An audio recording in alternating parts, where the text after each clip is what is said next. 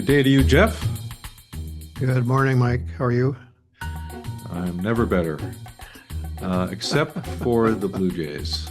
That was a bit of a Oh, well, disappointment there is last that. week.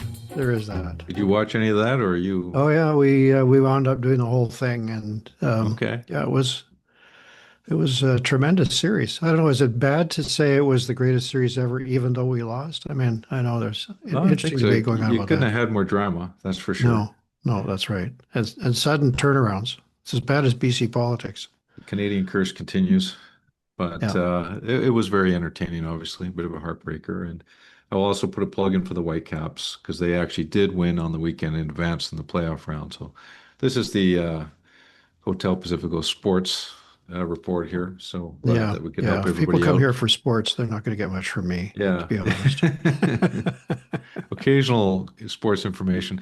Well, before we get to our guests, where we will leave no stone unturned, in this later in the strategy suite, Geoff and I will welcome our old friend Maeghan Dewar, who makes another visit to Hotel Pacifico, and we're going to discuss Bill 31 and is the premier bluffing about a snap election, BC's U.S. political ads, and the quick turnaround last week that led to them not being aired. We're going to talk about the Forestry Summit, and if a Forestry Summit falls on the media, will anybody hear? A recent poll highlights public sentiment following the Cowichan decision. We'll talk about that, and then we'll wrap it up with the latest green proposals to stem the red ink in BC. But first, today our guest is Todd Stone, CEO of AMEBC, which is the Association for Mineral Exploration. He organizes the guys with long white beards and gold pants. At least that's the way it used to be, I think, some years ago in 1858. Yeah, Okay, it's it's more a bigger, complicated now. it's more complicated now. It's a bigger thing than that. In fact, Vancouver is an international center for mineral exploration and mining finance, and we want to hear from Todd about that. But who is Todd Stone, anyways? He leapt headfirst into politics at the tender age of about 16. Volunteering in Kamloops, where he grew up, he would play a key role organizing for Gordon Campbell's leadership campaign and worked as a political aide before heading home to Kamloops to build a successful technology firm. The political itch returned, and he was elected MLA in 2013 and quickly appointed as Minister of Transportation and serving in that post for 4 years and a few other key posts as well during that time. He took a swing at the BC Liberal leadership in 2018, coming up just a little bit short. He served as House Leader in opposition and opted to stand down in the 2024 election and return to the private sector. In 2025, he was appointed to his role as CEO of AMBC. Now, we had Premier Eby check in last week for a 1 year wellness check. So today we'll check in with Todd on a 1 year check since he left political office. Todd, welcome. Are you waking up in the middle of the night with cold sweats? Do you walk around the streets jabbing your finger at people at 1:30 on Mondays and 10:30 on Tuesdays, demanding accountability? Do you not understand why people are attacking you any longer? Like, how's your transition going? Well, first off, great to be with you guys. Thanks for the opportunity to have a chat with you today. As of this moment, no, I'm not lying awake at night, for days on end, and I'm not finding myself in outbursts and so forth. I'm not under attack, all that kind of stuff for sure. But I'll tell you, the first 2 or 3 months, it's a heck of an adjustment. You actually don't realize how tightly wound you are after a decade plus in elected office. Doesn't matter what level of government. I And think scheduled.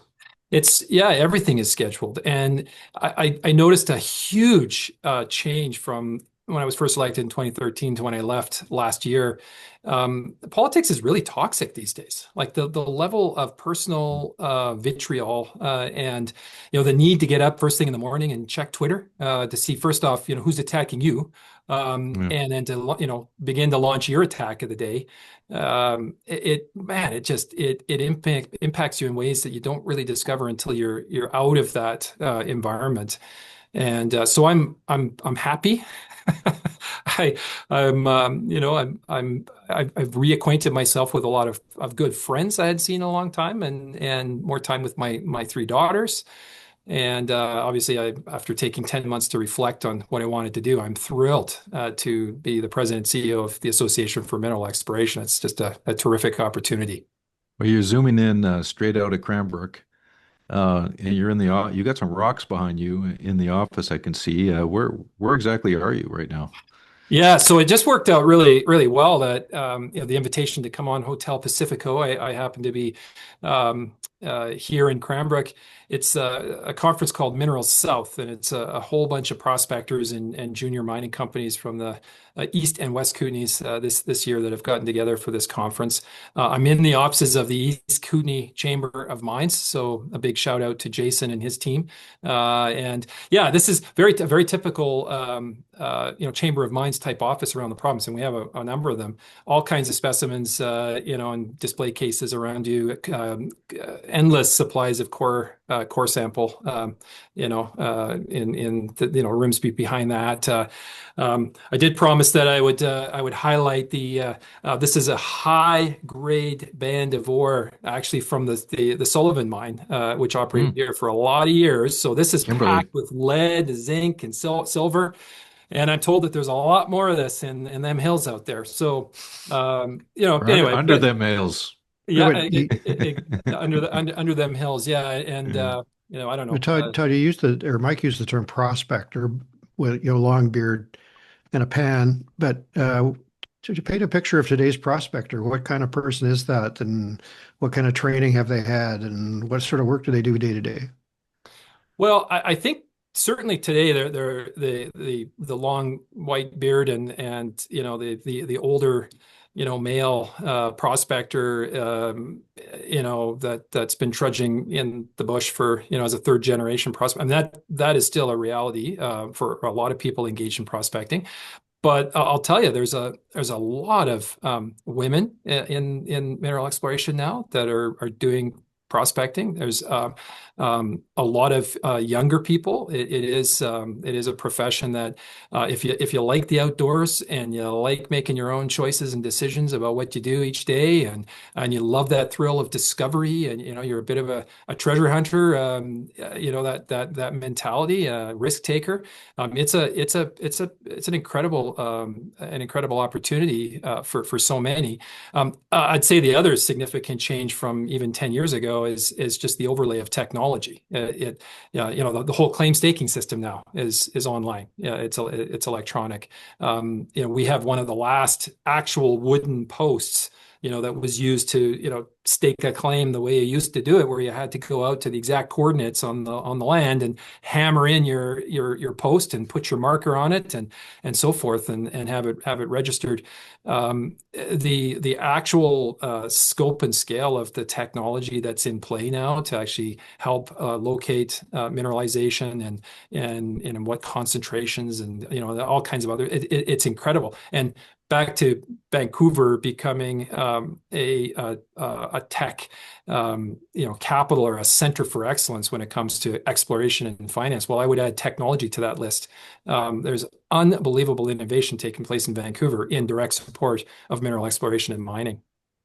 Why is it that Vancouver is a mining center for exploration and finance? I mean, I don't think people in BC really understand how big a deal it is globally that we have all this expertise in Vancouver, and a lot of it's busy in South America, Africa, places around the world, but we don't see ourselves as a mining center the way that, say, Calgary sees itself as an oil center.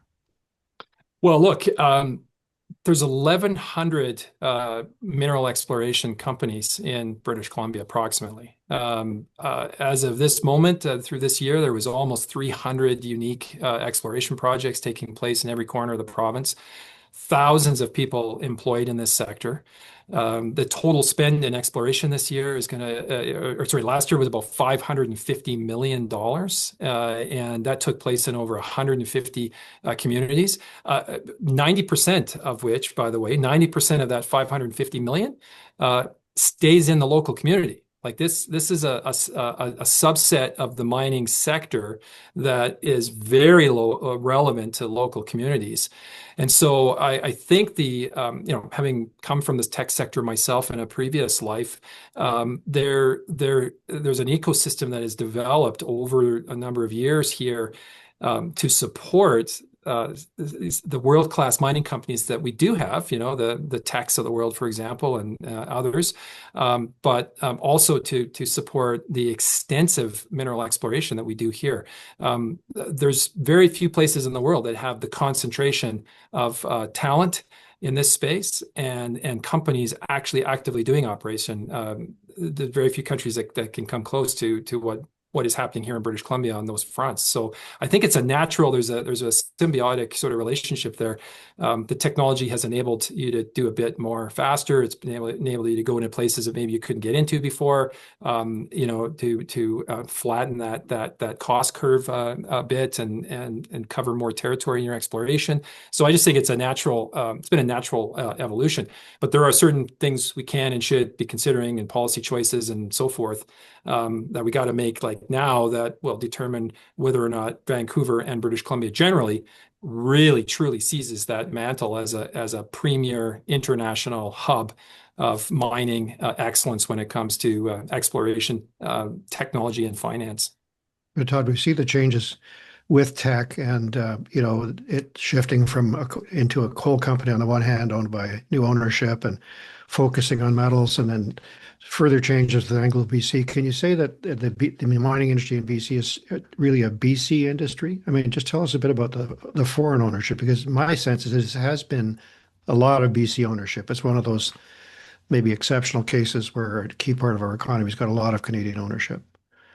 I think that's actually very accurate, Geoff. I think historically, and it would very much be the case still to this day, although watered down somewhat. There is a very significant element of Canadian ownership and British Columbia ownership, frankly, and particularly the junior mining companies that are coming up. And boy, like over the last 3 months that I've been on this job, like my focus has not been to go to. I've been invited, but I haven't chosen to go to the big mining operations just yet. They're all members of AME as well, and so I want to spend time with them too. But my focus has been to get out around the province and spend time in first and foremost with juniors and prospectors. And to the extent that I have done that all over the place, it's unbelievable just how much innovation has taken place. A lot of this is Canadian ownership and BC ownership, and the partnerships with First Nations are evolving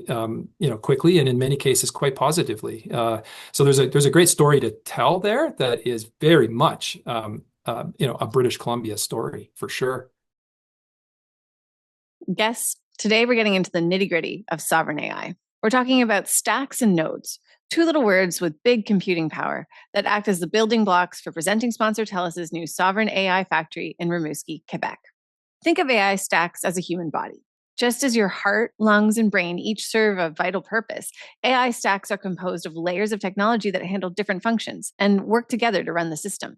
An AI stack breaks down the complex functions of an AI factory into manageable parts: hardware, storage, security, networking, applications. These components work together to enable efficient and scalable AI implementation. When TELUS talks about its AI factory being, quote, sovereign by design, they mean that sovereignty is built into every layer of the AI stack, ensuring all components of the factory are under Canadian control. Now, let's zoom in on the brain of the operation. If AI stacks are the organs, nodes are like neurons. A human brain has around 86 billion neurons, each connecting to thousands of others, creating an intricate network capable of solving complex problems. AI nodes function the same way. They connect and communicate to process data. But while our human neurons have their limits, AI nodes can scale indefinitely and process data at superhuman speeds.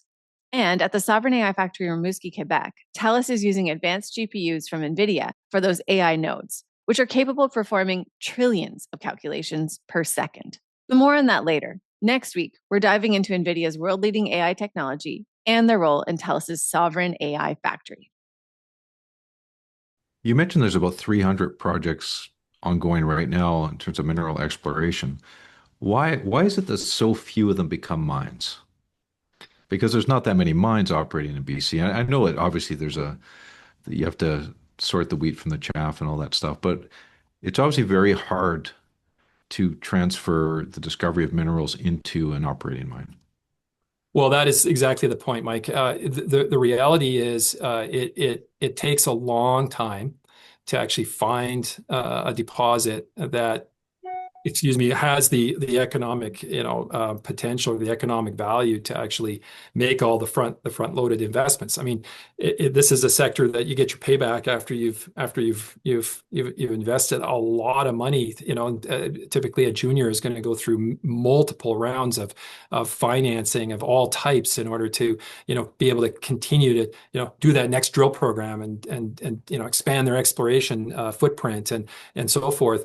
And at any point, it's a very, it's a significant point of vulnerability for a junior company to continue to move forward when it's so capped the capital is so front loaded, the requirement for it is so front loaded. So the slightest thing that, the tiniest thing can be a big, stick in the spoke of the tire that can really hold things back. And we see that happening, often. It comes down in the current context, aside from just what I've said, that it generally takes a long time. You have to, by the way, you have to explore a lot of land, like a lot of land, to find a deposit that's worth, even being considered, potentially one day to be a mine. And which is why, you'll probably hear in my comments through our interview today, it's like the number one issue for us is access to land. Like, don't cut off access to land. We need more of it, not less of it, because you have to go through a lot of land to find what you're looking for. You mean the ability to actually get on the land to explore? The ability to explore. There's just so much land restriction that has taken place over the last while, and it's continuing. And it just every time you constrict or take off the table another chunk of land, that's economic potential that you're basically saying goodbye to forever. So where is that? How is it being constrained right now? Is it First Nations issues or other things Well, too? it's all kinds of different examples. Obviously, there's the what most people, if you ask people like, where is land restrained or restricted? Most people that have a very surface understanding of this would say, well, provincial parks, and a national park, of course, yeah. So parks, yeah, they're off limits. And we all get that. But then you start getting into the nuances of, wildlife management zones and protected species, plans, and the Northwest land use planning process taking place up in the Golden Triangle at the moment. All kinds of potential, like, policy changes, very deliberate decisions that are made that may have the unintended consequences of actually serving to further restrict access to land. And that gets into the policy choices of government that ultimately has the biggest impact on what that looks like or doesn't look like. We know this government has a 30 by 30 mandate, by the way. We believe they've actually What do you mean 30 by 30? Well, 30% of the land base in British Columbia in protected area, by 2030, like basically I see. Protected and conserved. And Geoff would have the more precise language on the 30 by 30, I'm sure. But that's the general concept. And what we're saying is, if you actually incorporate in that calculation every single aspect of land restriction, where for practical purposes mineral exploration cannot take place, you're way above that 30%. You've already achieved it. So I've said to the government, I'd be happy to throw you a parade to acknowledge the accomplishment of the 30 by 30. Let's just not restrict any more land if we can help it, because that's taking away the most important card that an explorer in this sector needs to have any chance of success in doing what they love doing. Your colleague Michael Goring from BC Mining Association was on the podcast a while ago, and I think it's fair to say, and he may have changed his mind, but at that point he was pretty positive about the relationship that the industry had with government. And it was at a time when some other industries were pretty unhappy with government, so it stuck in my mind. But generally speaking, how is your group feeling these days? I mean, you've outlined some of the worries, but is the relationship positive? Well, yes, Geoff. My approach and my I've instilled it in my team. I've got a great team here at AME. Has been, and I've said this to government directly. I said it to the premier when I met with him a couple weeks ago as well. That my approach is going to be to call balls and strikes, and so when government does something that's actually positive for our sector and our members, I will absolutely validate it and say publicly that that was a good thing to do.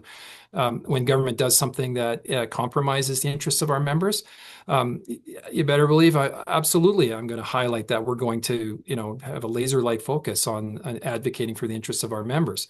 I am very, very pleased with the access that the current provincial government has provided me as the new president and CEO of AME. To have a meeting with the premier that was supposed to go 10 or 15 minutes, go almost 40 minutes. Why? Because he was asking all the right questions. Like he really was. We were having a discussion, and he was taking notes, and he actioned a number of things, specific changes or at least initiatives that on behalf of AME, I was saying, Premier, we can help you with the permitting challenge with respect to notice of work permitting challenges. But we got to connect some of our actual members with your senior bureaucrats. And we've got in a practical approach here, we've got to lay out for you what's wrong with the current requirements and what the fixes are, and then implement the fixes. And I'm telling you, things will get better. Well, what did he do? Coming out of that meeting, he obviously directed the right people, because we got action like that, table set up.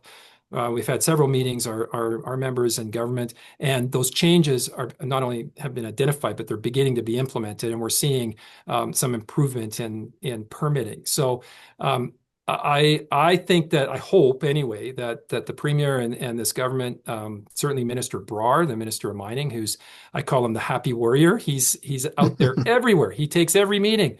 I spent 3 days with him down in Colorado at the Precious Metals Summit recently, where we were meeting with, on behalf of BC junior mining companies, we were meeting with investors from around the world. And he took it on the chin big time, but he also explained government's approach on things, what government's now doing about permitting, what they're now doing about land use, what they're now doing to try and create certainty in the sector.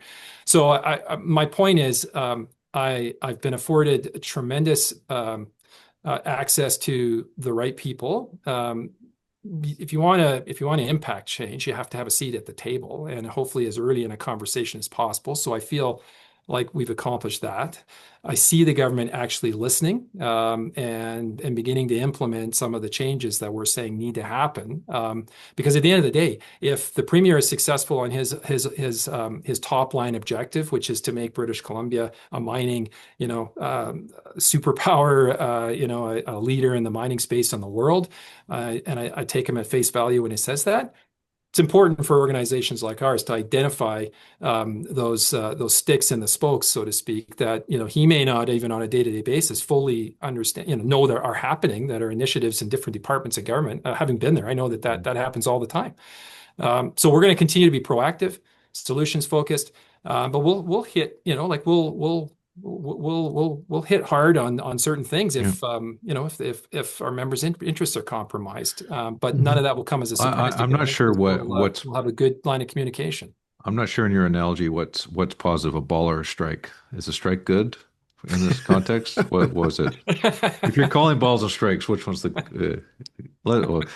So, 3 strikes and you're out. Yeah, 3 strikes and you're out. Yeah. Okay, so you're happy with a ball. I don't know. Anyways, well, there you go. But so there's some good things happening. Obviously, you've got some good vibes happening. A little bromance going on there.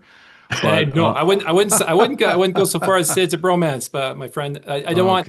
Don't get the premier mad at me here. Okay. Okay. Well, I don't know. You might need all the friends you can get. Yeah. But look, there are obviously challenges. You mentioned earlier that access to land is an issue, permitting is an issue, and then along comes the Cowichan decision. Yeah. And obviously a lot of mineral exploration and potential capital coming in from mining is coming in from outside the jurisdiction. And when people look at BC, what do you think the Cowichan decision is telling people, or what have you had to tell people in light of the Cowichan decision about doing business in BC? Well, I'll tell you, referencing back to that precious metals summit that I went to in Beaver Creek, Colorado, with Minister Brar and those BC companies, we were there literally, I think, a week after the Cowichan decision had come down, and so I wasn't sure going into that conference if all these investors, and they were from Zurich, London, New York, Sydney, Australia, like probably was a couple $1 billion in the room that we were in with these investors. I'll tell you what they know about British Columbia. Like it was sobering, and the minister heard this over and over again. So I can guarantee you he's taken this back to the cabinet table as well and shared with his colleagues. But on the positive side of the ledger, what the world was saying was BC's got exceptional geology. We've got a highly skilled labor force. Like we export incredible mining services around the world because we do it better than anyone else in the world. We have good infrastructure, and we've had pretty reliable supply of power. Now there's potentially challenges on power and infrastructure, but at least we see a government and a provincial and federal government that are doing the right things, to address those two potential challenges. But anyway, that's the positive side of the ledger. On the negative side, is three things and three things only. Like, and every investor from around the world said the same thing. Number one, does it really take 10, 12, 15, 18 years to permit a mine in your jurisdiction? Well, yeah, it does. It can, and it's more on the long side than the short side. Secondly, is it true that the rules of engagement can change midstream? So you can be investing and playing by rules, and all of a sudden the rules change. Well, yeah, that has happened at times. And thirdly, and most importantly, this cuts back to Cowichan. Everybody had heard about the Cowichan decision. Everybody had a very surface level understanding of what it was all about. And they said, like, who's actually in charge in British Columbia? Like at the end of the day, I want to know who I'm dealing with as an investor. Like who's making the final decision? Is it government or is it First Nations? So all three of those challenges, the permitting delays, the perception, I'll call it perception, this is what it was, but the perception of permitting delays, the perception of rules changing midstream, and the perception of lack of clarity around who has the final say, and it potentially not being the province. None of that is conducive to creating a warm and fuzzy feeling in the investment community, that would place British Columbia, really high, What do you think higher up the list of where to deploy your investments. Well, on the Cowichan piece specifically, what do you think the provincial government can do at this point? I mean, they've obviously taken their legal steps, but is there signals they should be sending out to the investment community about BC? Well, I absolutely believe there is. Yeah, for sure. Like on Cowichan specifically, I mean, obviously I'm not a lawyer. I'm not going to get into the weeds of the actual, the actual decision. I think we all know that it involves very specific lands in Richmond.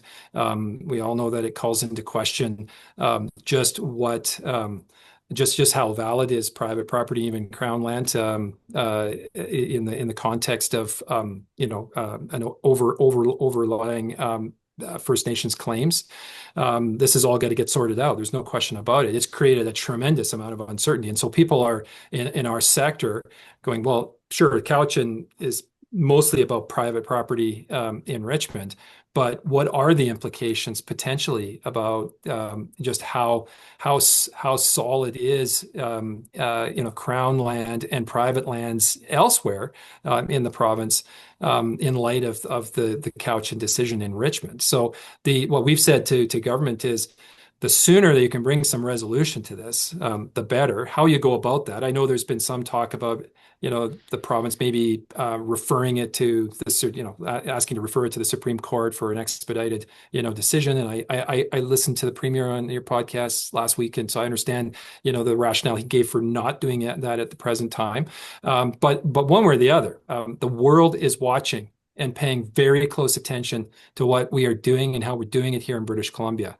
And let me say this, like, the opportunity in mining, like the rhetoric that we hear from all levels of government is rhetoric for sure, but there is a lot of validity to it in the sense that I don't think any of us have seen in our lifetime an alignment of governments, First Nations, industry, the public, to do everything we possibly can as fast as we can do it to get the resources out of the ground and opt to diversified markets so that we could, maintain our economic sovereignty for the future. So this is a pretty pivotal moment in British Columbia's history, and whether we go this way or that way in the context of that huge opportunity that mining and mineral exploration presents. So having this couch and decision just kind of hang out there, and not reassure the investment community in any way that you possibly can, is not going to be conducive to British Columbia being the number one investment jurisdiction. When it comes to shipping, the word bunkering might sound like something out of a war movie. In reality, it simply means fueling a ship. And for more than a century, that fuel has been heavy oil or diesel. But there's a better option. LNG, liquefied natural gas, is natural gas cooled until it becomes a liquid. In this form, it's compact enough to fuel large ships. Earlier this year, BC made history. The Silver Nova, a state-of-the-art cruise ship, became the first vessel bunkered with LNG in Vancouver, supplied by FortisBC's Tilbury facility in Delta. FortisBC isn't new to this. Riding on a ferry between Tsawwassen and Victoria, good chance that ferry is running on LNG provided by FortisBC. There are 10 marine vessels that are fueled with LNG, 6 for BC Ferries and 4 with Seaspan. It's part of a growing global shift to lower emission shipping. They've safely completed more than 78,000 LNG bunkering operations for customers here in BC. These examples show what's possible right here in Vancouver. But here's the challenge. Unless Canada builds the infrastructure, we risk falling behind ports in the US or Asia that are already fueling LNG-powered vessels. Without infrastructure to support these larger vessels, Canada could miss out on the economic and environmental benefits of becoming a global LNG fueling hub. The Tilbury facility has an advantage. It produces some of the lowest carbon intensity LNG in the world, thanks to hydroelectricity produced in BC. Expanding that capacity would not only support shipping here at home, but it would also put Canada on the map as a leader in the international transition to lower carbon marine fuels. Because shipping isn't just about moving people and goods, it's about moving them responsibly. And the opportunity is at our doorstep. FortisBC, energy for a better BC and a better podcast. We have this uncertainty. Like, this is an industry that invests globally in places where private armies can come in and seize your mine and shoot half your staff. I mean, that's not BC. We have rule of law. We have this uncertainty because a court made a decision after a long and important process. And, I'm giving you my message box, but let's take a look at, you mentioned the Golden Triangle, which is the Northwest, which is now hopefully going to get connected to some reliable source of power and produce a lot of minerals down the road. Isn't it the case that a lot of the certainty that's been created up there arises from the DREPA legislation and a Section 7 arrangement with the Tahltan, which clarified how they would participate in decision-making, and we're seeing a lot of enthusiasm for the region. I mean, we could pose it as a big problem of Cowichan, or we could say, yeah, we're finding the solutions. Which are we doing? Well, Geoff, we have to do both. Like, I don't want to leave an impression that we're not, AME, and certainly in Colorado with the minister, we were conveying as best we could a message of the partnerships that are evolving in British Columbia, the examples of companies and First Nations that are doing extraordinary things together much earlier in the cycle. Like the engagement with First Nations in mining, like even when I was in cabinet back in the early, like 2014, 2015, when we were cutting economic benefit deals with First Nations, like that's what it was. It was about just pulling them in as partners from a revenue sharing perspective, and they got there were lots of jobs provided. Anyone that wanted to work from the local First Nation would get hired first by the mine. All that was great, but that was in the context of the mine, going into production. What we're seeing now is these partnerships with First Nations are actually beginning to form and take place like much earlier in the life of a junior mining company in particular, which is really positive. So I talk about examples of those great partnerships, like, for example, North Isle Copper on the northern tip of Vancouver Island, Port Hardy. They have three First Nations there with overlapping claims. One of the greatest strengths of that project, in addition to phenomenal geology and an exceptional management team, there's my plug, they have exceptional relationships in place with all three nations, and they have for like years. So there is a way to do this, and I think we have to do it. The Cowichan was a court decision, so I appreciate that wasn't a conscious policy choice of government, to call into question the private property rights in the province. But that has to be resolved too. Like there has to be some. We all have to have a better answer on that than just to say, well, yeah, it's a problem. Let's deflect over to the positive things that are happening. And by the way, the Golden Triangle, the Tahltan are an extremely sophisticated nation, very, moving forward in a very positive way on a whole range of fronts, no doubt about that. And they're the only game in town in most of the area where the land use planning is taking place with them. There are other nations up there for sure in different areas, but there will be certainty provided in huge geographic areas up there for development, and the Tahltan will be a big part of that. I mean, the Tahltan and the Nisga'a cutting a deal with Aero Transportation and the province of British Columbia to purchase the port in Stewart. Again, we should be talking about that and So the highlighting Port of that. Stewart is basically where a lot of the resources are coming out through from the Tahltan area. They're getting shipped out through Stewart. So there's a significant amount of critical minerals coming out of there now, and that will significantly increase as a result of this deal. That's my understanding. That's the reason that that the nations and Aero Transportation, who I know very well, also that's why they did this deal. They see this the expansion of this port as an absolute absolutely critical. A critical success factor for them and a competitive advantage to be able to get get the critical minerals that will come out of the Golden Triangle out. It's going to be the closest port to Asia. There's all kinds of reasons why it makes a lot of sense. But my point is, these are the types of partnerships between industry and First Nations, which are evolving and evolving rapidly, and we absolutely should be talking about that. I do all the time. Right. I know Mike wants to get on to politics, Todd, which is a topic you know something about. But I just want to, before we get there, I was kind of maybe I'm running the clock there, Geoff, so we don't get to the politics. It's very interesting because I wasn't aware of that deal, but it really goes to the question I was going to ask, which is, of course, we have ports, we export ore, but what about maybe you're the wrong guy to ask because your folks are at the front end, but what about the downstream possibilities of refining and smelting? And you waved that piece of ore at us, as I recall. I may have this slightly wrong. The smelter in Trail produces very critical medical isotopes as part of its large process, and that is a critical mineral for us. Obviously, people don't often think about it that way.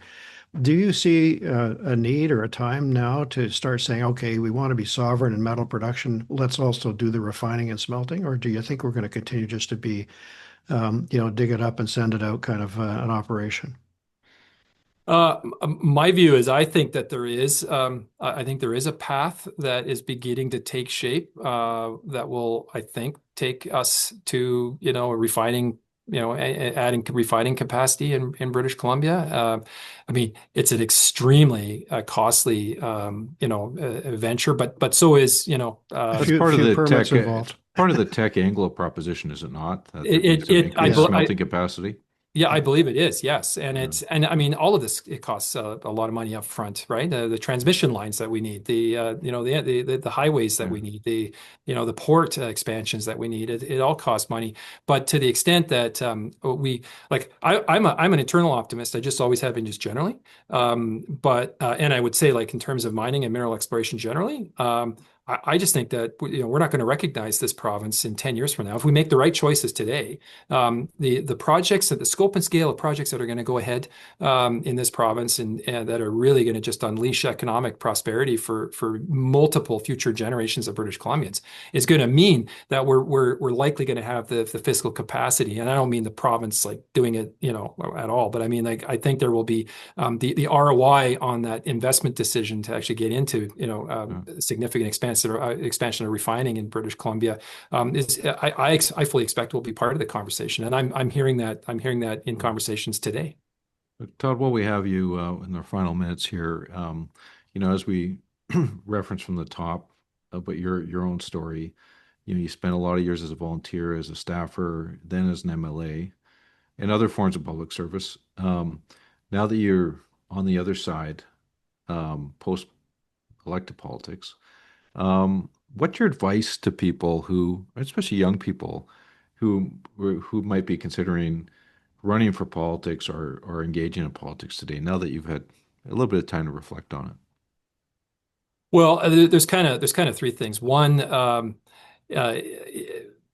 d- jumping into politics is all about taking risks. I mean, there's no guarantees of anything. It's about, stepping up and saying, okay, you know what, I'm going to stop complaining about something and I'm going to try to do something about it. And if not me, then who's going to do that, right? It is a risk-taking exercise, and that can be exhilarating. I think the second thing is, certainly from my experience, it's massively rewarding from the perspective of the the impact of the work that you can do if you actually put your shoulder into it, the impact you can make on people's lives, at a provincial level, if we're talking provincial politics here, and also at a local level in your constituency, is profound. Like the most impactful moments for me are those stories that I can't talk about publicly because they were very confidential. It was just the MLA, me, and my constituent, and maybe a minister, solving a very significant, often a healthcare related question, by bringing the right people together, and literally you're saving a life, or you're making a profound impact on somebody's life. So, I mean, that is really rewarding, as are all of the friendships that you meet along the way. Mike, like you and I refer to each other as the brothers from another mother. We've known each other for a long, long time. You signed me up. You were responsible for, for this guy here. Don't hold me accountable. I'm Politics. not going to be Yeah. accountable So for you. anyone wants to complain about Todd Stone, you send your complaint to Mike McDonald. He signed me up when I was 16 years old. And my best friends in life, the people that I've always kept in contact with, the people who have always been there for me, are the people that I've met in politics. Why? Because it becomes like a second family. Like it really does. Like it's an intense, rewarding life that you're part of with all these great people. And at the end of the day, the last thing I'd say is you actually learn a heck of a lot about a lot of stuff.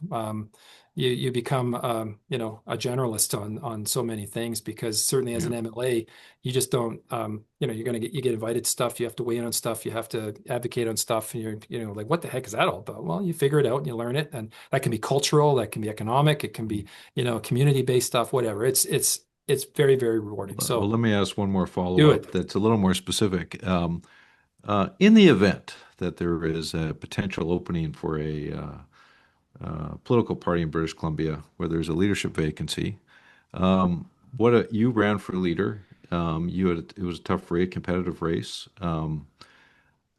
What's your advice to those seeking the ultimate job, and the considerations that they should think about before they ever jump in, whenever that opportunity presents itself? Well, a few things. Number one, be really, really, really clear with yourself, first and foremost, why you're doing it. Like what's your why? I have found over the years, like this goes for people running for leadership roles, but also just generally running. It's like, well, why? Like, why are you stepping up to do this? What's your objective? What do you want to accomplish in doing it? Secondly, you gotta have the support of your family, your partner, the loved ones in your life, your close friends, and be willing to ask for and be willing to accept, the good, bad, and ugly of the advice that you're going to get from that close group of people, because all the positive stuff that I just said is all true, but being in politics, and certainly being in a leadership role, I mean, you are target number one, and it is very there's a lot of days when you wake up and you're just like, why the heck am I doing this? Like, why? Leadership is lonely. It is lonely, but it becomes very, very rewarding through the impact you can make and through the friends that you make along the way as well. So that would be my advice. I can't resist asking you to take a look at you've talked about your own experience, but a year or so ago, you probably thought you were going to run again. Then you decided not to in the face of the dramatic changes that were occurring to BC United and so forth. Can you reflect at all, or is it too dangerous for you to say about how you see the province at this point? I mean, I know you're supposed to be above the fray a bit, but when you look back at that period, I mean, at one point I thought, okay, Todd Stone's going to run, and then the next Todd said, no, I don't think I will. Yeah. But now you look at the province's political landscape. What kind of reaction do you have? Well, for the first time since I was 16 years old, I'm not active in politics at the moment. I'm and that's mostly because of the role that I now have, and I'm very much enjoying and need to be nonpartisan in this role. Um, but it's also because I think, like many British Columbians out there, I'm kind of in wait and see mode, to see where things actually land moving forward. We have two very polarized options in our province, and I think there's a lot of people like me that are kind of more in the middle, center right, and will kind of follow politics. You can take me out of politics, you can't take politics out of me, I think is the saying, and that certainly It's like applies. the hotel. You just can't Yeah, leave. yeah, Yeah, exactly. just get a So podcast and talk about it. That's one way to do the therapy on it. So, anyway, it'll well, be interesting. If nothing else, there's no dull moments in BC politics, right? yeah, No, there sure aren't. no. Well, Todd, we appreciate you coming by the Hotel Pacifico to give us an update, a career update, and what you're up to and what you're up to in the mining sector, and sharing your insights on politics with our listeners. You bet. It's been great. Thanks to both of you. Really appreciate it. Thanks, Todd. There we go. Yeah, Thanks, Todd. That was great. that was fun. Yeah. Pretty fast moving discussion. Good. Yeah. Okay. Well, You I get hope everything off your chest that you needed to get off your chest. it's all part of my managing my PTSD. It's good. Okay. Well, as usual, I expect the episode will drop tomorrow. So, I never worked at your level, Todd, but I always have. It took me 2 years, especially after when I was working with Glenn Clark before. Month after month, I'd think, "Oh, I feel much better than I did last month. I got this now." And then a month after that, I'd be saying the same thing again because it felt like, even though I would not have missed it for the world, it was like I'd had this huge load on me. I was like, it felt like I was that place in the grass where somebody left the lawn chair too long, and it took me a long time to rise up again. And I'd look, 2 years really before I thought, okay, I'm probably now closer to full health than I thought I was. Yeah. Yeah. Yeah. No, I feel way better physically and Mhm. and mentally. Like seriously, it's and it's been a year for me, so I'm not fully recovered, I don't imagine. But going into the legislature for the first time not that long ago, I wasn't sure how I would feel. It was actually good. I got there and I was warmly greeted by the staff, the security, all the people that make the place run. But when the bells rang, there was a Trigger. tickle on the back of my hair Yeah, stood up on the back of my neck a little bit, right? sudden knee-jerk reaction. Yeah, Yeah, Pavlov's yeah, exactly. dog. Yeah. yeah, Yeah. exactly. So anyway, but it's been good. So Okay. Well, thanks, my friend. We'll leave you to your rocks. okay, thank you. Thanks again to both of you. We'll see you both soon. Yeah, you Okay, bet. bye now. When you travel across BC to Smithers, Creston, or Cowichan Valley, you see just how important dairy farms are to rural economies. They're not just producing milk, they're keeping grocery stores stocked, supporting local businesses, and helping schools and hospitals stay strong. Supply management makes that possible. Without it, many of these rural farms simply wouldn't be economically viable. But with it, they can plan for the future and rural communities stay vibrant. And when rural economies thrive, the entire province benefits. It's a system that ties city and country together, ensuring that families in Vancouver, Victoria, and Surrey enjoy the same fresh, local products as families in Armstrong and Enderby. Decision makers often talk about regional equity, about making sure prosperity is shared across BC. This is what that looks like in real life. Stable prices for families, strong communities, and a food system that works in every corner of the province. Supply management delivers for BC families. A message from BC Dairy. Well, we're back here in the Strategy Suite and happy to welcome back our old friend Maeghan Dewar, who's stopped by for another visit. Hi, Maeghan. Hi, thanks for Hey, having me. Megan. Welcome back. We have lots to chew on today that hopefully Maeghan can help us understand the latest events in British Columbia with her deep experience in politics and other things. First of all, last week we had the premiere on, and we've had pretty strong feedback to that episode. In fact, I think it's some of the most engagement I've seen on an episode in a long time. So that thanks to the listeners for that.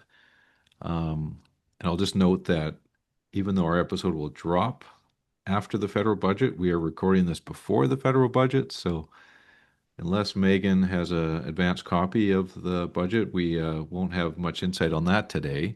But we'll be interested to talk about that in the weeks to come. And looking ahead to next week, Geoff, you're putting together a special episode for next week, right? Yeah, we're going to focus on the upcoming NDP convention, which happens every 2 years, and looking forward to welcome some experts in to explain how that all works to people because there's a lot going on at this one. Right. I'll be on walkabout, so look forward to Actually staying in another hotel somewhere. I'll be on a Hotel Pacifico trade mission, so go find international listeners.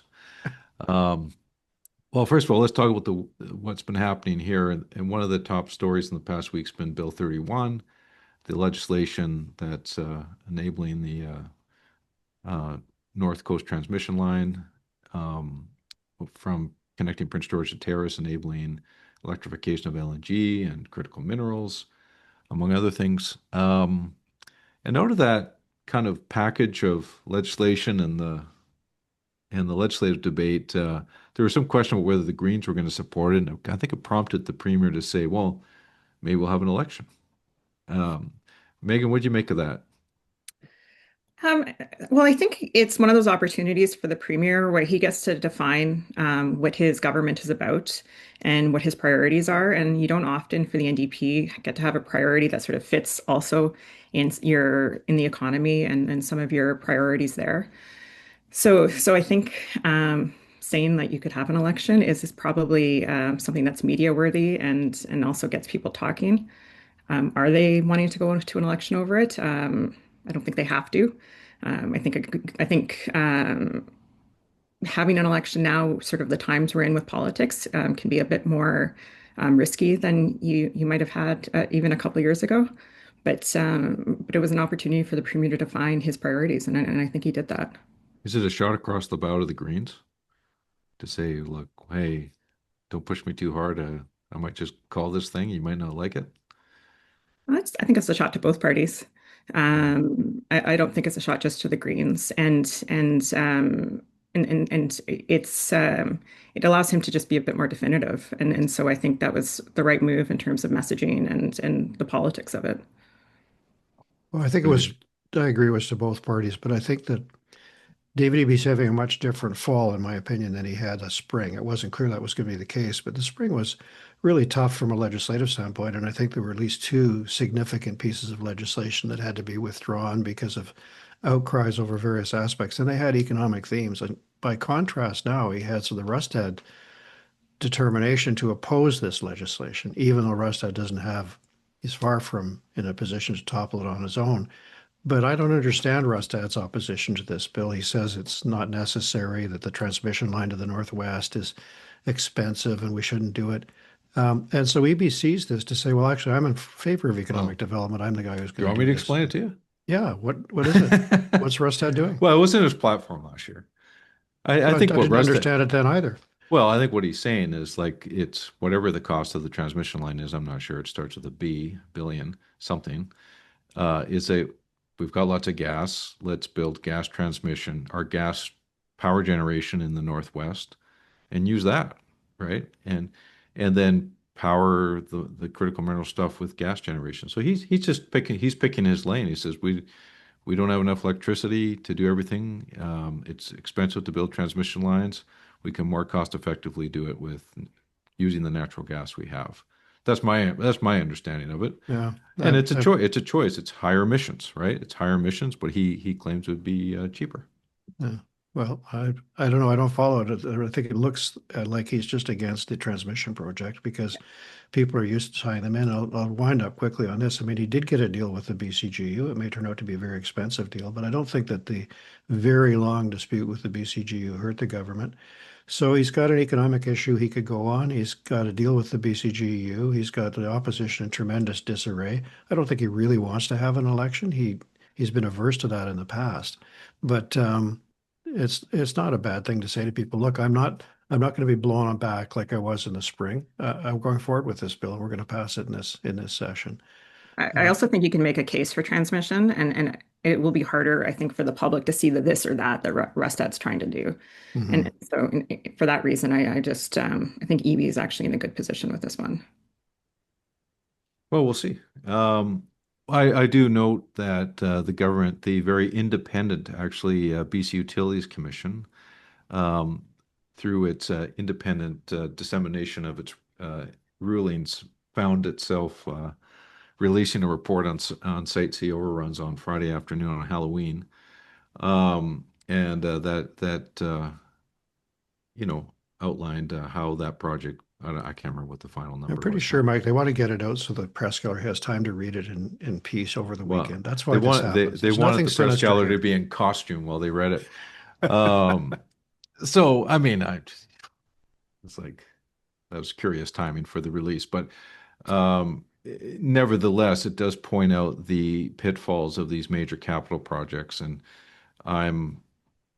it raises a question of I can't remember who spoke out about this the other day, is who should be paying for the transmission line? Should it be the provincial taxpayer or should it be the BC Hydro ratepayer? Now, in many cases, that's the same person, but it does, if a transmission line gets a major cost overrun, then that will put even more pressure on BC Hydro rates. Pick your poison: higher taxes, higher BC Hydro rates, one or the other, if things get out of control, as sometimes these capital projects do now. I think a transmission line is probably simpler to build than Site C Dam, I hope, but lots of other projects have gone way over budget lately. But if you go back to the early days of the province, and some listeners complain that you and I talk about this too much, Mike, so I'll try to keep it short. The building of transmission lines, which today would cost billions, was done all over the place in about a 15-year period by W.A.C. Bennett to drive forward the development of the province. And BC Hydro was nationalized by W.A.C. Bennett so that we could express the public interest in these things. And that's all that's still happening today. But Site C is expensive. I'm sure some of those other projects back in the 50s are more expensive than they thought when they first started. And some of the destruction that occurred, especially in the north, where some Indigenous communities are simply flooded, and so were some non-Indigenous ones, of course, but just Cheslada was the most terrible example. We've paid a big price for a lot of this power, but I think the public will be very supportive of going forward with this one, especially if they see the government making choices to say, well, actually, we'll find other ways to run our server farms. We're not going to use this to build crypto mines for other people. We'll use it to build real mines that employ British Columbians. I think it's a strong position for the Premier to be in. He looks, in my view, and we saw that in the podcast, way more at ease and comfortable heading into the leadership review than he might have felt in June. And recent polling would tend to reinforce his positive attitude, I think. Well, we're going to take a look back at the podcast we did with Premier Eby last week. Since we had him on, he has reversed course on airing political ads targeted at U.S. decision makers on the ongoing Trump tariff dispute. So we're just going to set that up for our listeners to hear part of that clip again. We're looking at really targeted digital advertising related to just this kind of common sense stuff about the preferred Russian access for the softwood market in the United States. What are you targeting? Are you targeting battleground states? Targeting decision makers in the United States. So right. It is much less global multi-billion view World Series ad campaign, and much more trying to talk to people that we need to talk to about the harm that's being done on both sides of the border by this policy. So you're obviously not concerned about retribution or anything like that. Well, I mean, you can't predict these things, and the worst thing we could do is all just lie down and just pretend like nothing's happening when in fact there are some pretty grievous things going on. So Geoff, maybe the Premier wasn't concerned about retribution, but maybe the Prime Minister was. Yeah, I was very surprised how this rolled out because although they're remaining civil, Mark Carney and Doug Ford are saying completely different things about the process that led up to that ad. Where the Premier is saying, well, I don't recollect it that way. I showed it to him and he didn't object. He didn't tell me to withdraw it. But Carney says, I did tell him to withdraw it. that all should not be public. That those kinds of conversations should be private, I think. And also, the apologies were completely unwarranted and devastating to a lot of Canadians, in my view, that Carney made to Trump. What you say in a situation like that, even if you're caught off guard, is something like the old joke about the mafia don in front of the judge who's been asked to explain the crimes of his gang. He says, "Judge, it's not me, it's my guys. When they see I'm upset, I can't control them." I mean, Ford did an ad that was hit a complete homer, to use World Series thing, like it was a grand slam, and he spent quite a bit of money to do it. It was, and it dropped into the American conversation, and actually was heard by some Americans, although it cost a lot of money. Um, that should have been a signal to Carney and to Trump that this is a serious issue in Canada and people are really angry about it. Not a chance for Carney to give a civics lesson about how he's in charge of, foreign policy and Doug Ford should butt out. And so David Eby's quick decision to say, I'm going to launch ads, struck me as risky even before the Trump outcry, because Doug Ford's ad was so successful and it's such a big buy. It set a bar that the BC ads would never get over, and so now I think it's just as well. I mean, they would be quite feeble in comparison, but also David Eby really wants the federal government to try to do something for the forest sector, and I think he's right to be worried about that because I see no sign that anything is happening. There's going to be some money coming, but still no unemployment insurance support and a number of other issues. So I think after the summit this week on forestry, David Eby withdrew the ads, but I didn't hear him celebrating or high-fiving big relief to the forest sector. Maybe it's in the budget, but my hunch is it's not. Well, let's talk about that forestry summit. And, you know, I don't know. I don't know why they called it a summit because my understanding it was just the federal government and the provincial government talking to each other, which they could probably do on a Zoom Well, if call. that never happens, then that's a summit when it does. Well, I don't think Kofi was there. I'm not sure who else was in the room. I mean, Megan, do we make too big a deal out of these bilaterals sometimes and raise expectations? Well, I think it was a tactic. I think it was a tactic to get the feds at the table and for them to, I think it's hard at times to get them to pay attention to provinces past Ontario and to get the same attention that I think we would say that workers here and companies here deserve. But the piece of it just being two levels of government, I think sort of the proof is in the pudding, and we need to see what the next steps are. And I think the next steps need to include the industry. You need to include labor. There are issues that I think within BC that there are ideas to help the sector at a time that's really tough. And so we have to see what comes from this. I think the additional problems for the government are that the forest sector's been in decline for a long time, and it's not been shy, nor should it be, about some of the reasons, which are domestic. They have nothing to do with the American situation. It's just an extra anvil or anchor that the industry is trying to carry. But the problems with the decline in the cut, access to fiber, and so on are not just created by bureaucracy. They're real because we've been cutting trees for a long time in this province, and the new growth hasn't caught up. That's one of the problems. So it's very, very difficult for the premier because the impacts in interior communities are going to be devastating if they keep going at this rate. Well, and you can't just have an exercise where you have a summit with the federal government. Like you need those next steps. And I think it's right for the government to be asked what are they doing after this. Mm-hmm. Well, we'll stay tuned on what happens in the forestry sector. It's we've just heard a lot earlier in our interview about the some of the optimism, some challenges, but mainly optimism in the mining sector. But I'm not hearing much optimism at all from forestry right now. It's they're in a pretty tough spot. Um, and one of those issues, stacking up on some of the resource industries and property owners, is the perceptions following the Cowichan decision. And Angus Reid was out in the field last month about public opinion following the Cowichan decision, and it's starting to. There was the meeting in Richmond over a week ago. Lots of commentary has been coming through. It's starting to punch through the public a bit in terms of people paying attention to it. So one of the findings from Angus Reid was this question I thought was interesting and a little concerned. Is that, do you think Premier Eby and the BC NDP have focused too much, the right amount, or not enough on addressing reconciliation with Indigenous peoples and First Nations? 44% saying they're too focused on it, 13% say not focused enough, and 27% say it's the right amount. Now, when you unpack that a bit, there's a big difference politically. The Conservatives, 72% say they're focused too much. But even BC NDPers more say they're focused too much than not enough. So, I think other findings in the poll show that there's support for Premier Eby's appeal of the decision as well.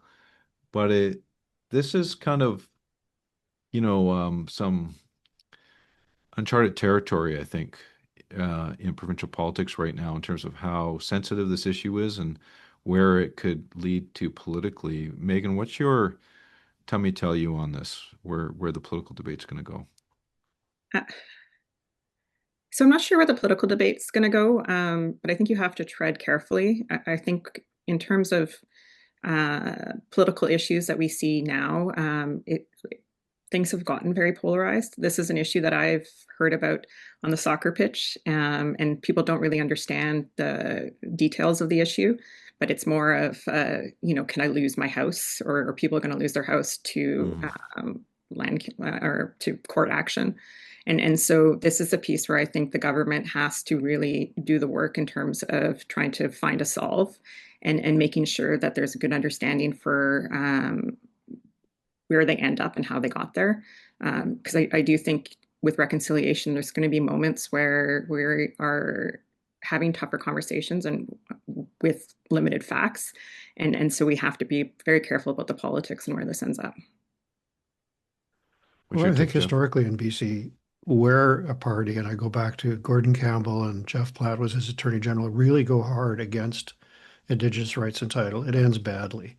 And that's why it was remarkable when Jeff Platt became a strong supporter of the DRIPA legislation that was subsequently brought forward by the NDP. Many years later, there was a referendum on whether or not the Niska Treaty process was a good thing. That's basically what it was. And it was very, very divisive and one of the most problematic aspects of Gordon Campbell's first term, I think.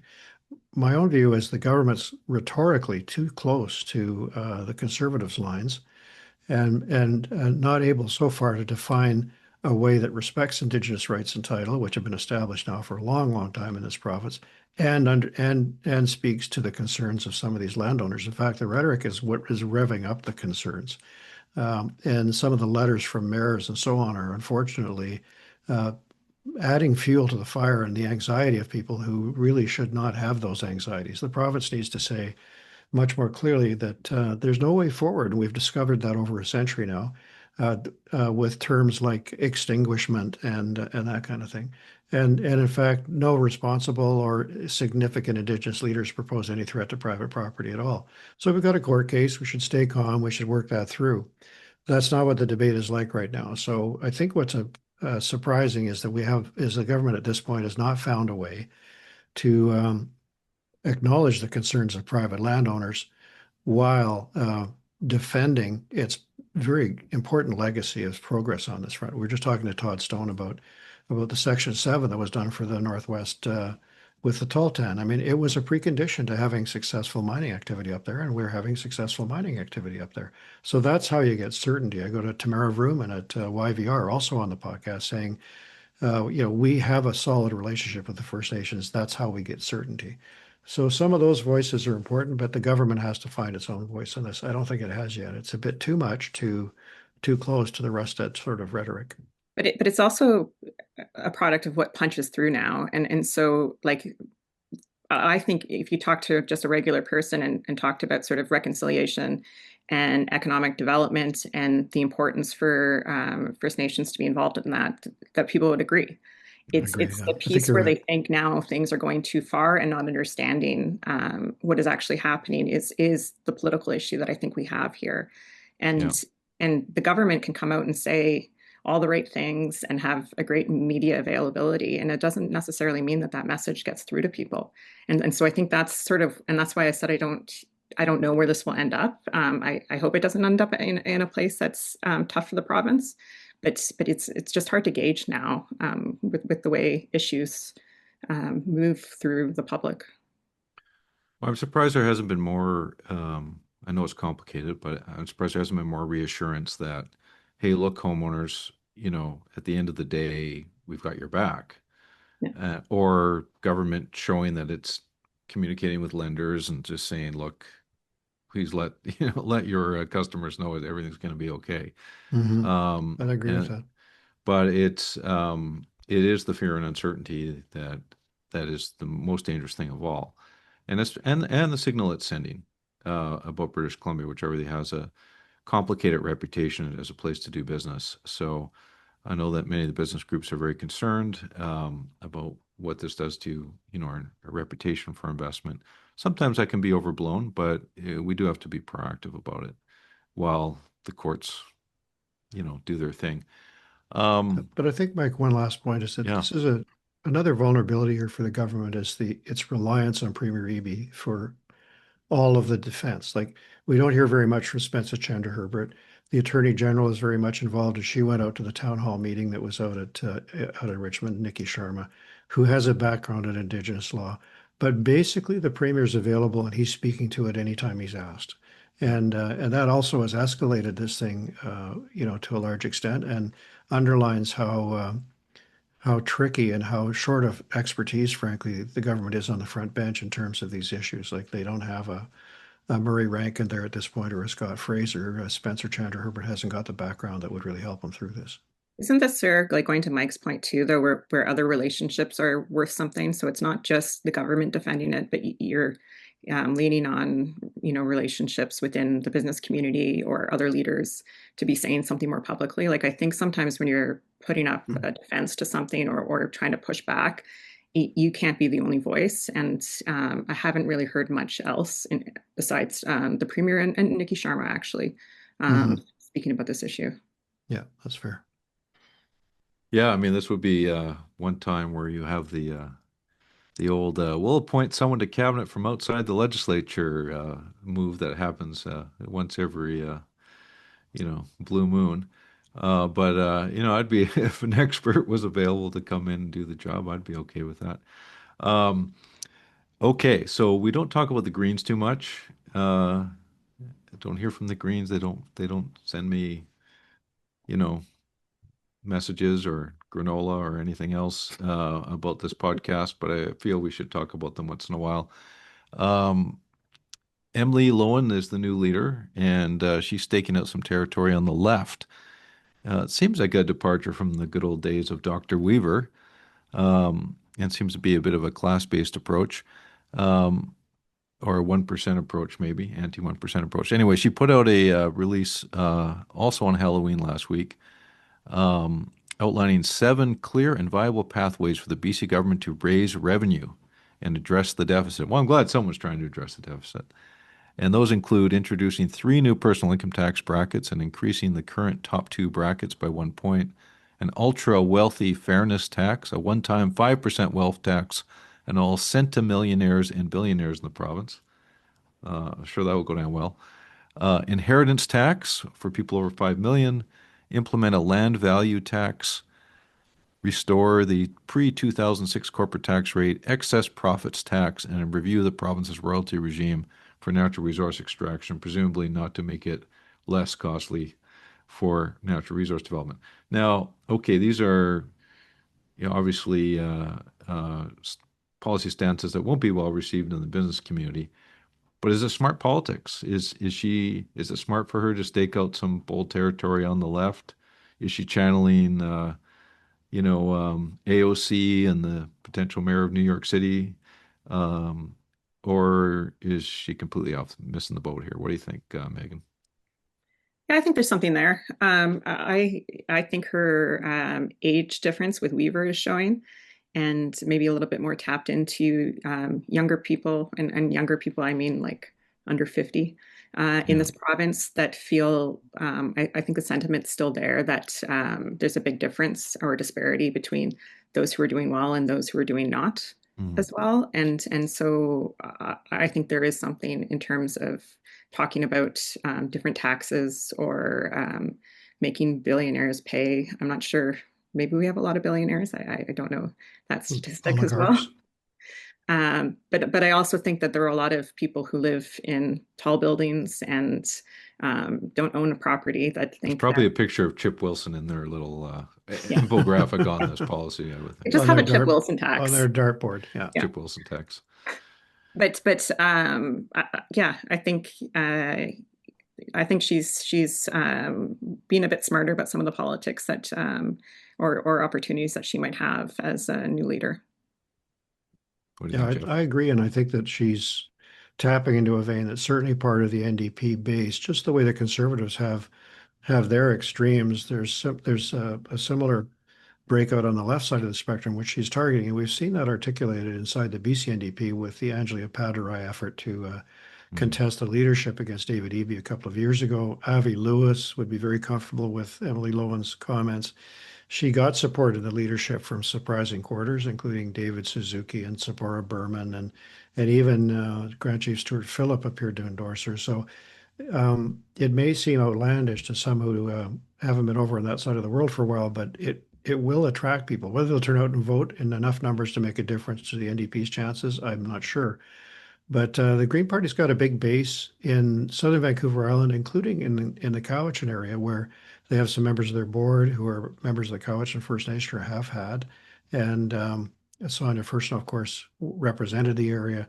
So they have not been attacking on the Indigenous front, nor would you expect that. And they're not really spending a ton of time on environmental issues, except to complain about LNG.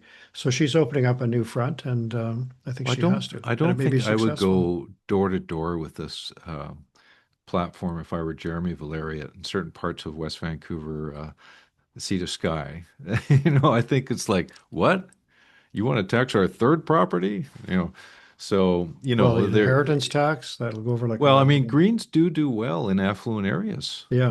And they're the harmless, cuddly option for many wealthy white kind of liberal-minded families who don't want to vote for those. Same in Saanich, the Gulf Islands. Yeah. Those unruly conservatives or the socialists. So we'll see if this repositioning makes any difference. All right. Well, we covered a lot of territory. Maybe we should head off to the minibar. Geoff, you want to kick it off? I'll raise a glass to the Kitsim-Kalim First Nation, Prince Rupert and Terrace, because in the midst of all the Cowichan controversy, they voted overwhelmingly to endorse a treaty. And so I'm not exactly sure which of the elders and chiefs of the Kitsim-Kalim to toast personally. So just toast them collectively, because I think it's a really positive sign. Their territory goes from, generally speaking, from Terrace to Prince Rupert. Yeah. And there was another treaty initialed about the same time. I think it's encountered some crossfire, but it was the Kitsillas First Nation also in that neck of the woods. And Celeste Haldane of the Treaty Commission has put out an interesting statement. So this is I think a really great sign that First Nations are pursuing reconciliation in various ways, even when there's some choppy water from the Cowichan decision. So raise a glass to them. So is the Kitsillas, that's a good question. I'm not sure if the Kitsillas went through or not. Well, they got initialed at the same time, but I couldn't find any reference to them approving it. I think they did vote in favor of it. Did they? Great. Okay. In 2025, so stand to be corrected. But the Kitsillas and Kitsim-Kalim are kind of like next door neighbors up there. Very good, Geoff. Thank you. Megan, do you have take a shot? Raise a glass? I'm going to raise a glass to our local sports teams. I was deep in the Jays, and I do not want to talk about it, and wanted to throw my TV off the balcony. But we have the Whitecaps, and because the Winnipeg Blue Bombers are out, we also have the BC Lions still in, and a playoff run. So I'm going to raise my glass to the local teams, and I think we should, as a city, support or province, support them. What about the Canucks? Yeah, Canucks. You know what? I'm still a Jets fan. Oh boy! And I wouldn't have included the Lions if the Bombers hadn't lost. But yeah. I'm always against the Rough Riders. To each their own. Yeah. Well, thank you, and I will raise a glass to the Premier-elect of the Yukon, Curry Dixon, who was elected last night with a decisive majority. Curry's a leader of the Yukon Party who who were out of power since 2016. There was a two-term Liberal government that was absolutely crushed last night, down to one seat. The one seat that they're leading in right now is in centered around Old Crow, which is on the Arctic Ocean, and I think the Liberal candidate who's in the lead has 52 votes. So it's a three-way fight with less than 200 votes cast, but it's a seat in the legislature, folks. And many of the seats are about that big in the Yukon. But watch out for Curry Dixon. Even though Yukon's just a small population base, he's a young guy, articulate leader who might be a new face in the conservative politics across country to have a look for.